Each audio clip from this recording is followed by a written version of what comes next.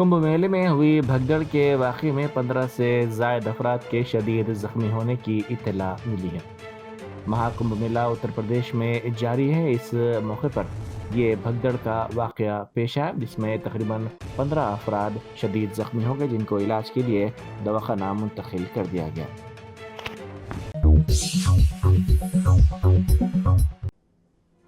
दारुसलाम के करीब सड़क अचानक कल रात धंस गई। इस वाक़े के नतीजे में बाज़ गाड़ियों को शदीद नुकसान पहुंचा, जबकि इस हादसे में एक राहगीर और मुकामी अफराद करिश्माती तौर पर महफूज रहे।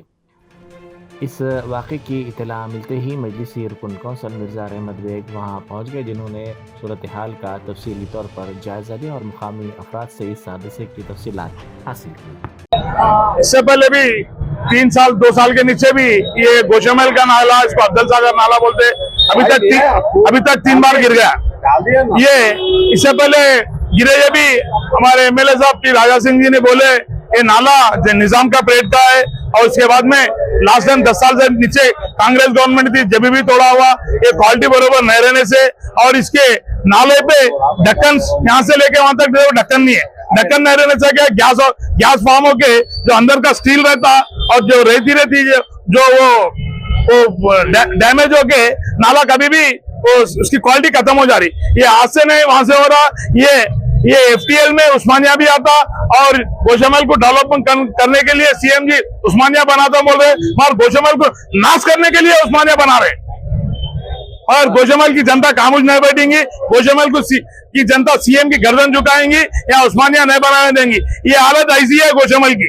ये सराउंडिंग नाले, ये हालत ऐसी है, नाला सराउंडिंग एरिया में भी पानी किधर से जाता बोलते हो, गोशमहल उस्मानिया के बाजू से जाता।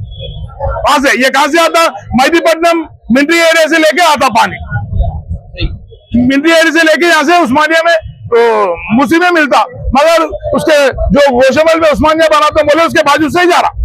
फिर ये हालत ऐसी है, तो कल नाला गिर गए तो उस्मानिया की हालत क्या होगी। इसीलिए हम बोल रहे हैं कि उस्मानिया यहाँ नक्को बना के यहाँ की पब्लिक को हेल्प करो, यहाँ का नाला रिमॉडलिंग करो, यहाँ का पूरा काम यहाँ से लेके जो अब्दुल सागर नाला है कितना डैमेज है उतना पूरा पोर्शन खत्म करो, टुकड़े टुकड़े करके यहाँ के हवाम को हर दो दिन को क्या होता क्या नहीं होता बोल के प्रॉब्लम में है। कब नाला गिर जा सकता, आने वाले को दिक्कत है, कभी भी कुछ भी हो सकता। इसका पूरी तरीके से यहाँ के कमिश्नर, यहाँ के इंचार्ज मिनिस्टर और रेवंत रेड्डी जी, यहाँ के सीएम इसके पूरी जिम्मेदार होंगे। बैरिस्टर असदुद्दीन ओवैसी एमपी व सदर कुल हिंद मजलिस इत्तेहाद मुस्लिमीन ने कहा है कि दिल्ली के मुस्तफ़ाबाद असम्बली हल्के में अमन को मजबूत करना, इस हल्के को तरक्की देना, इस इलाके में कोई फसाद न हो, इस बात को यकीनी बनाना ज़रूरी है। इसीलिए ज़रूरी है कि मुस्तफ़ाबाद से ताहिर हुसैन को भारी अक्सरियत से कामयाब किया जाए। 5 फरवरी को मजलिस के इंतखाबी निशान पतंग पर बटन दबाकर मजलिस को भारी अक्सरियत से कामयाब करें। 5 तारीख को इन तमाम ठेकेदारों को और इक़्तिदार पर फायद रहने वालों को ये पैगाम देना होगा कि ताहिर हुसैन एंटी नेशनल नहीं बल्कि नेशनलिस्ट है। अगर कोई ये कहता है कि ताहिर हुसैन फ़िरक़ा परस्त है, तो अपने वोट की ताकत से उन्हें ये बताना होगा कि तुम जो तय करोगे हम उसे नहीं मानेंगे। अपने दिल और जिगर को मजबूत कर दो। आज हमारा वतन जिस राह से गुजर रहा है, याद रखो अगर तुम रोने की आदत डालोगे तो वक्त के फिरौन हमको और रुलाएंगे। 50 साल से हम रो रहे हैं, अरे कब तक रोएंगे मुझे बताओ। अब ये वक्त आया है, तुम्हारे सामने एक दीवाना खड़ा है। अगर तुम मेरे इस बात को, मेरे पैगाम को समझोगे तो आइंदा 50 साल तक हम उनको रुलाएंगे जिन्होंने हमको रुलाया था। हम 50 साल तक उनकी आंख में आंसू आएंगे जिन्होंने हमारे फसादात करवा कर हमारे बच्चों को जेल में डालकर उनकी जवानियों को बर्बाद कर दिया। अगर तुम मुत्तहिद होकर ताहिर को कामयाब करोगे तो तुम देखना, जब नतीजा आएगा तो 2 लोग बैठकर अपनी आंख में आंसू लाकर बोलेंगे जरा हैंकरचीफ लाओ, आंख में आंसू आ गए। वो 2 लोग कौन होंगे? 2 लोग कौन होंगे जब नतीजा आएगा? एक, दूसरा, अब हमको अपने आंख से आंसू नहीं बहाना है। अपने हौसलों को बुलंद रखो, अपने हौसलों को बुलंद रखो। अपने परवरदिगार से अपने रिश्ते को मजबूत रखो, तवक्कल पैदा करो। अरे मेरे भाई, क्या तुम नहीं देखते गाजा में क्या कुछ हो रहा है?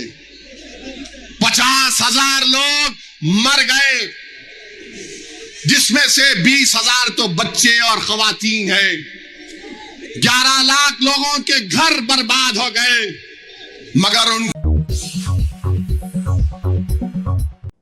ससुराली रिश्तेदारों की मुबैना हरासानी से तंग आकर खातून डॉक्टर ने खुदकुशी की कोशिश की और इसका सेल्फी वीडियो बना लिया। डॉक्टर प्रणीता नामी खातून ने खुदकुशी की कोशिश की। इसने सेल्फी वीडियो बनाया जिसमें वो नामालूम टैबलेट और जरासीम कश दवा खाती हुई नजर आ रही है। इसने सेल्फी वीडियो में कहा कि वो अपने ससुराली रिश्तेदारों की मुबैना हरासानी से तंग आकर ये इंतहाई इक़दाम कर रही है। इसने माँ बाप से माजरत ख्वाही करते हुए इंसाफ की अपील की। सनसनीखेज मीरपेट कत्ल वाक़े के मुलजिम को बिलाखिर पुलिस ने गिरफ्तार करके मीडिया के सामने पेश किया। कमिश्नर पुलिस सरचाकुंडा सुधीर बाबू ने प्रेस कॉन्फ्रेंस से खिताब करते हुए बताया कि साबिक फौजी गुरुमूर्ति की जानिब से इसकी बीवी माधवी को कत्ल करने के मामले की तहकीकात में शवाहिद के हुसूल के लिए मुलाजमीन पुलिस ने काफ़ी जद्दोजहद की। उन्होंने इजहार हैरत करते हुए कहा कि क्या एक इंसान इतनी सफाकी से मारा जा सकता है। उन्होंने कहा कि खातून के शौहर को किसी भी तरह का पछतावा नहीं है और बरहमी में अंजाम दी गई कार्रवाई ये नहीं है, बल्कि मनसूबाबंद तरीके से गुरुमूर्ति ने ये कार्रवाई अंजाम दी है। పుట్ట వెంకట మాధవి ఈవిడ నేరస్తుడు గురుమూర్తి యొక్క జీవిత భాగస్వామి, 30 సంవత్సరాల వయసు ఉంటుంది. వీళ్ళు జేపీ చెరువు అని చెప్పేసి ఉన్నటువంటి విలేజ్ లో ప్రకాశం డిస్ట్రిక్ట్ నుంచి నేటివ్ ప్లేస్. ఇక్కడ వచ్చి జిల్లెలగూడలో వాళ్ళు నివాసం ఉంటున్నారు. ఇక్కడ ఇతను నేరస్తుడు గురుమూర్తి 39 సంవత్సరాలు. ఇంతకుముందు ఆర్మీలో పనిచేసి వచ్చాడు. ఫుల్ టర్మ్ అతను ఆర్మీలో సర్వ్ చేసి వచ్చాడు. వచ్చిన తర్వాత ఇక్కడ చిన్న చిన్నగా ప్రైవేట్ దాంట్లో కానీ అక్కడ ఉద్యోగాలు చేసుకుంటూ జీవితం సాగిస్తున్నాడు సెక్యూరిటీ గార్డ్గా. ఈ క్రమంలో వీళ్ళకిద్దరు వాళ్ళకున్న ఇద్దరు ఉన్నప్పుడు వీళ్ళు ఈ సంక్రాంతి సందర్భంగా వాళ్ళ పిల్లలతో పాటు ఈ డిసీజ్ యొక్క రిలేటివ్స్ ఇంటికి వెళ్ళడం జరిగింది. వెళ్ళి అక్కడ ఉండి మళ్ళీ రిటర్న్ వచ్చడం, మళ్ళీ రావడం, మళ్ళీ వెళ్ళడం జరుగుతుంది. ఇట్లా సంక్రాంతి ముందు రోజు, సంక్రాంతి రోజు కూడా జరిగింది. 15th నైట్ వచ్చారు. 16th మార్నింగ్ రోజు అతను ఆవేశంతో ఇప్పుడు మా చుట్టాల దగ్గర బాగా ఉంది కదా, మంచిగా పిల్లలు అక్కడే ఉన్నారు అని మళ్ళీ అనేటువంటి అనాలోచితపూర్వమైనటువంటి ఒక అనవసరమైనటువంటి లైక్ సడన్ ప్రొవోకేషన్ అని కూడా అనలేము. దీనికి పర్పెట్రేషన్ ఉంది, దానికి ప్లానింగ్ ఉంది. పిల్లల్ని అక్కడే ఉంచేసి వచ్చాడు. ఇతను ఈ విషయాలు అకారణంగా గొడవ పెట్టుకుని అతను వైఫ్ మీద దాడి చేయాలనే ఉద్దేశంతో ఎవిడెన్స్ పిల్లలు ఉంటే తెలుస్తుందని చెప్పేసి పిల్లల్ని వాళ్ళ చుట్టాల ఇంట్లోనే పెట్టేసి ఇక్కడ రావడం జరిగింది. వచ్చి భార్య పైన ఆ రోజు మార్నింగ్ ఆవిడ కొట్టడం స్టార్ట్ చేశాడు. తీసుకెళ్లి గోడకు ఆవిడ తలను స్మాష్ చేశాడు. గట్టిగా కొట్టాడు గోడకి. She sustained injuries and then అంటే షీ ఫెల్ డౌన్. అప్పుడు పైన కూర్చొని గొంతు నులిమేసేసి ఆవిడ చంపడం జరిగింది.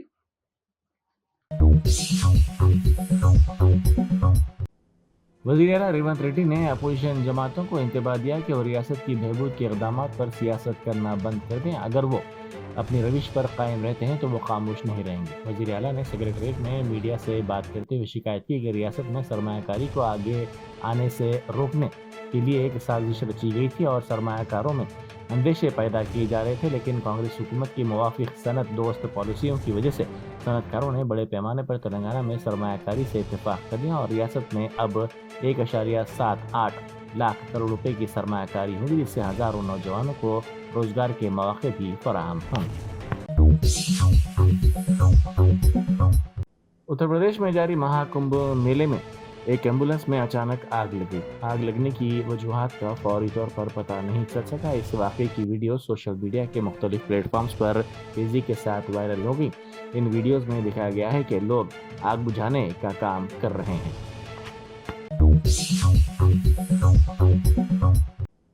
सैबराबाद ड्रग डिस्पोजल कमेटी ने 872 किलो मुनशियात को तल्फ कर दिया, जिसकी मालियत 2,25,93,285 रुपये है। मुनशियात को narcotics, drugs and psychotropic substances act के तहत 17 मुकदमात में जब्त किया गया था। बालानगर, मेड़चल, राजेंद्र नगर, शमशाबाद में इस मुनशियात को जब्त किया गया था।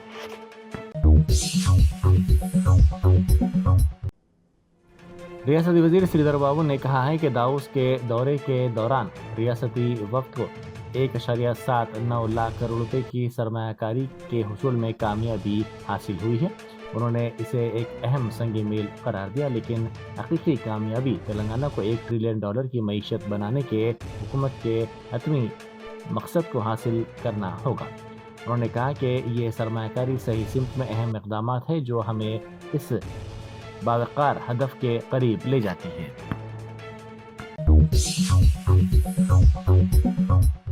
प्रयागराज में भगदड़